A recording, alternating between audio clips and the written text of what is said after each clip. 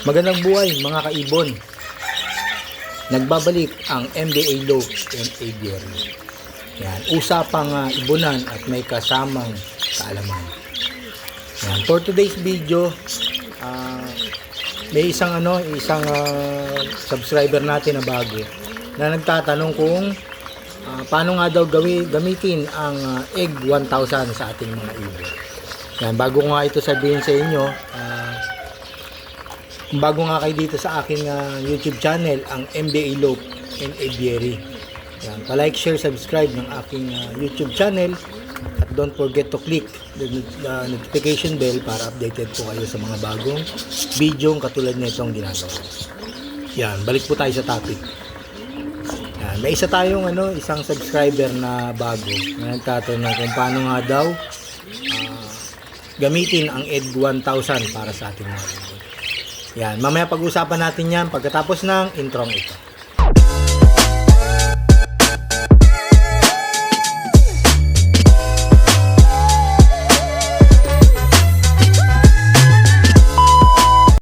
Yon, welcome back mga kaibon. Yan, pag-usapan nga natin yung topic natin na kung paano nga ginagamit or gagamitin para sa ating mga alagang mga ibon. Yan. Tsaka kwento ko nga pala, meron palang isang matagal na nating nasugid na taga-suporta dito sa aking YouTube channel. Hindi ko na siya papangalanan, bali feedback siya sa akin na yung mga binibigay ko raw na tips at gabay sa pag-aalaga ng ibon ay ina-apply niya rin sa kanilang ibunan. At na 100% na napapapirtil niya ang kanyang mga ibon, ang production ng itlog ng kanyang mga breeder. Ito nga yung pag-uusapan natin, ang pagbibigay nga, yung tamang pagbibigay ng egg 1000 at Bitmen Pro. Yan. Ayan yung tandem para sa mga breeders natin or bago natin i-breed ng mga parakeets or kahit anong uri ng ibon. Yan. Combination of egg 1000 at Bitmen Pro. Yan. Umpisa na natin mga kaibon. Bali, ang egg 1000 yan, doon muna tayo sa mga benefits ng dalawang powder solution na hinahalo sa tubig, ang egg 1000 at Bitmen Pro. Bali, unahin natin ang egg 1000. Ano nga ba ang benepisyo ng egg 1000 para sa ating mga alagang ibon? Yan. Siyempre, ang egg 1000 ay water soluble powder. Yan, ihalo lang natin yan sa tubig at pwede natin ipainom sa ating mga breeder. Yan. Ano nga ba ang nilalaman ng benepisyo nito? Siyempre, ang egg 1000 ay nagpapa-increase ng fertility. Yan. Bali, fertility booster to. Itong egg 1000. Tapos, naandyan ang improved egg quality. Yan. Nagpapatibay nga ng shell yan na hindi kagad mababasag. Tapos, itong egg 1000 ay continuous egg production. Yan. Pag napainom natin itong egg 1000 na ito, asahan nyo, quality ng itlog nyo at production ay sobrang dami. Yan. Kasi tulad nga nung sa mga alagang manok na mga broiler, pag nagbigay talaga egg 1000, saan nyo sunod-sunod ang pangingitlog? Sa atin namang mga ibon ay continuous production at increased fertility pag napainom na natin. Paano nga ito gamitin? Yan. Ito yung tanong ng aking isang newbie. Yan, papakita ko yung tanong niya dyan sa screen. Ayun nga mga kaibon, si Roderick Sorillo. Yan, Lods, paano po ba binibigay ang egg 1000? Yan, pag-usapan nga natin yan ngayon. Ang pagbibigay ng egg 1000. Siyempre, andun na tayo sa naisabi ko na yung mga benefits ng egg 1000. Ito na naman yung paano gamitin yan, sa ating mga ibon. Siyempre, magmimix tayo ng isang kutsaritang egg 1000 sa 1 gallon. Bali, ang 1 gallon ay equivalent to 4 liters. Yan. Ang pagbibigay po niyan ay every other day. Yan. Dito po sa aking ibunan, ang ginagawa ko every other day po. Meron naman pong ibang mga nag-aalaga ng ibon, ang pagbibigay nila ay everyday. Everyday, pero sa akin ay every other day. Ang pagbibigay ko po sa umaga. Yan. Umaga po ang pagbibigay ko ng MWF, Monday, Wednesday, and Friday. Yan. 5 hours nyo lang pong ilalagay sa kanilang cage or dun sa mga breeder cage. Yan. 5 hours lang po ibababad natin sa kanila. Kasi po, napapanis po yan. Yan, napapanis po yung mga vitamins na yan, lalo na yung mga water soluble. Napapanis po yan. Hanggang 5 oras lang po yan ang ibababad natin sa ating mga ibon. Yan, sa may painuman nila. Yan. Isang kutsarita lang po. Yan. Equivalent po yan ng yung isang kutsarita, 5 grams na ilalagay natin sa 1 gallon. Kasi ang takalan ko po dito ay meron akong 5 grams na takalan, tapos meron akong 1 gallon na equivalent to 4 liters. Pinapainom ko po yan sa aking mga breeder. Kasi po, kaya ganyan karami yung akin 1 gallon sa 4 liters. Ay ang mga breeder ko po ay marami, may gita 10 breeder po. Kaya yung 4 liters ay saktong-sakto lang po sa kanila. Kung mga breeder niyo naman po hanggang 3 hanggang 5, pwede lang po yan 1 litro lang po. Tatantyahin niyo na lang po yung pagbibigay ng ng egg 1000. Kahit na pakulayin niyo lang po yung yung tubig na konting-konti lang na powder na ihalo niyo sa 1 liter, pwede na po yun. Pero kung marami naman kayong mga breeder, pwedeng nating isang kutsarita. Yan, equivalent to 5 grams sa 4 liters. Yan. Pagbibigay po niyan ay every other day. Dito po sa aking ibunan, Monday, Wednesday, and Friday. Yan. Magbibigay na po ako niyan sa kanila bago ko po pakainin yung aking mga breeder. Yan. Ibibigay ko na po yan sa kanilang cage bago po ibigay yung mga patuka. Para makainom muna po sila bago sila tumuka. Bali 5 oras lang po ang ibababad natin yung vitamins na yan, egg 1000 sa kanilang painuman. Tapos papalitan na natin ng plain water. Yun po yung paggamit ng egg 1000. Doon naman po tayo sa Bitmen Pro na combination po niyan ng egg 1000. Ang Bitmen Pro, syempre ang Bitmen Pro, nandiyan na po yung mga lahat ng makukuha natin para sa ating mga ibon ay may bibigay. Nandiyan multivitamins, may mineral, electrolytes, amino acid, and probiotics. Yan, nandiyan na po yung lahat na yan sa isang powder solution lang po. Yan, syempre ang mga benefits na itong Bitmen Pro. Siyempre, naibigay na nga natin sa egg 1000 dito naman sa Bitmen Pro. Ang Bitmen Pro ay nagbo-boost din yan ng immunity.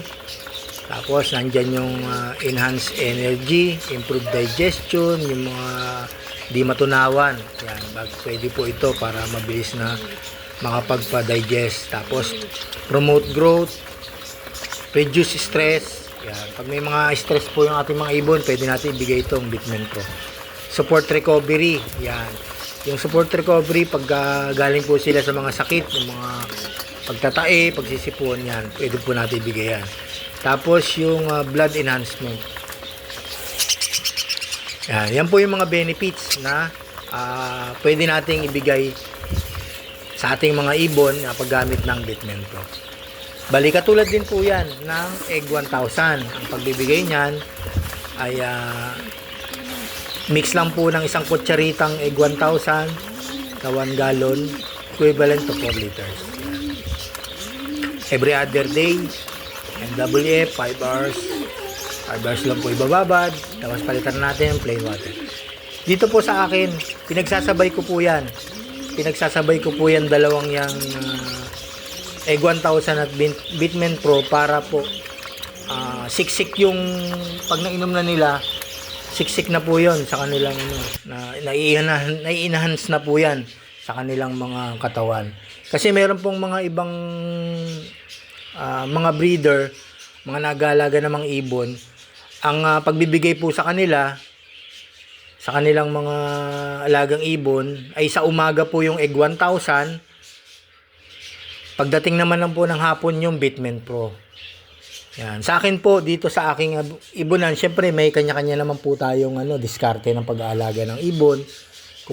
Kung paano nga tayo magbigay ng mga vitamins na siya diskarte na lang po ng mga nag-aalaga ng ibon. Bali ako po, itong ginagawa ko, isang sarili ko po ito na version na isang bigay na lang po. Pinagsasabay ko na lang po sila sa isang 1 gallon na egg 1,000 at Bitmen Pro. Ganun po ang bibigay ko. Isang kutsaritang egg 1,000, isang kutsaritang Bitmen Pro sa 1 gallon. Yan, kasama ko na po yan. Mimix ko na po sila. Mimix. Tapos ibibigay ko po sa kanila ng umaga. Yan, umaga. Tapos 5 oras lang po yung ibababad sa kanila. Tapos papalitan ko na po ng plain water sa hapon. Yan po yung tamang pagbibigay ko po dito sa aking ibonan. Yan. Dito ko lang po yung ginagawa sa akin. Pinagsasabay ko po yung dalawang egg 1,000 at Bitmen Pro. Yan.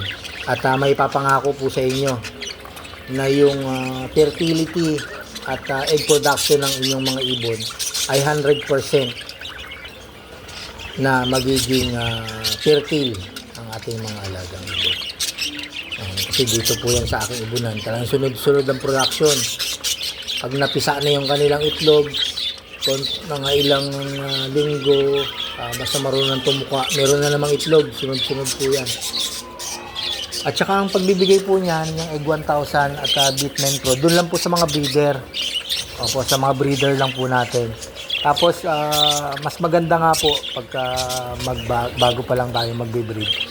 Bibigyan na natin sila para na-enhance na nila yung gamot. At naihanda na nila pagka mag-itlog na sila. Yan. Yung egg 1,000 po ay para sa mga breeder at Bitmen Pro. Pag doon naman po sa mga natin, sa mga stock bird, sa flight cage, yung hindi natin pang binibreed, ang ibibigay lang po natin ay Bitmen Pro. Opo, ganun pa rin po ang procedure. Ang pagbibigay ng Bitmen Pro ay isang kutsarita, 5 grams, ay 1 gallon sa 4 liters. Yan, MWF po. Tapos 5 hours, palitan na po ng plain water kasi napapanis po yung ating mga powder. Bali, ito pong egg 1,000 tsaka Bitmen Pro, combination po yan para sa mga breeders natin na pinagpapare. Tapos, itong Bitmen Pro, dun lang po sa mga flyers natin ay stock bird na hindi natin i-breed. Yan, ito lang po. Bitmen Pro lang po ang ating ibibigay. Pag doon naman po sa mga breeders na gusto natin i-breed, i-combination na po natin ng egg 1,000 at Bitmen Pro. Yan, sana po meron po kayong natutunan na kaunti dun sa aking mga sinabi. Kaya, sir, yung tanong niyo po, nasagot ko na po. Pwede niyo na pong gamitin dun sa inyong ibonan. At may papangako ko, yung production ng itlog ng iyong mga ibon ay magiging 100%. Tulad po ng mga iba nating subscriber na patuloy na sumusuporta sa akin, nagbibigay ng mga magagandang feedback na yun nga ang mga binibigay kong tips o gabay ay ginagamit nila sa kanilang ibonan. Nagpapasalamat sila na sana daw ay makagawa pa ako ng mga ibang mga tips na may papayo sa kanila. Hanggat po sinusuportahan nyo ako sa panonood at pagsuportahan nyo sa mga tanong nyo, ay ginaganahan po ako na gumawa ng mga video na katulad nito na nakakatulong sa pag-aalaga ng mga ibon, na kung ano nga yung ina-apply ko sa aking mga ibon ay binibigay ko po sa inyo. Ang sinishare ko rin po yung aking mga ginagawa dito sa aking ibon. Yan, sige, hanggang dito na lang po siguro ang aking mga gabay na binigay, ang tamang pagbibigay ng egg 1,000 at beef dentro. Yan, para sa ating mga alagang parakeets. Yan, don't forget to like, share, subscribe po ng aking channel, ang MBA Loop in Aviary. Yan, pa-share na rin po ng aking mga video yung sa mga bago kong makakakilala nyo na gustong mag-alaga ng mga ibon. Pa-share na rin po, tsaka pa-subscribe. Tsaka kung may mga tanong po kayo about sa pag-iibon, i-comment nyo lang po dyan sa aking mga video or yan sa comment section. Pag nabasa ko naman po yan, sasagutin ko naman po yan. Yan sa aking mga ano. Tsaka papalo na rin po ng aking ang aking Facebook page, ang Mike Alasul Mix Vlog, and yung aking page na MBA Loop and Aviary.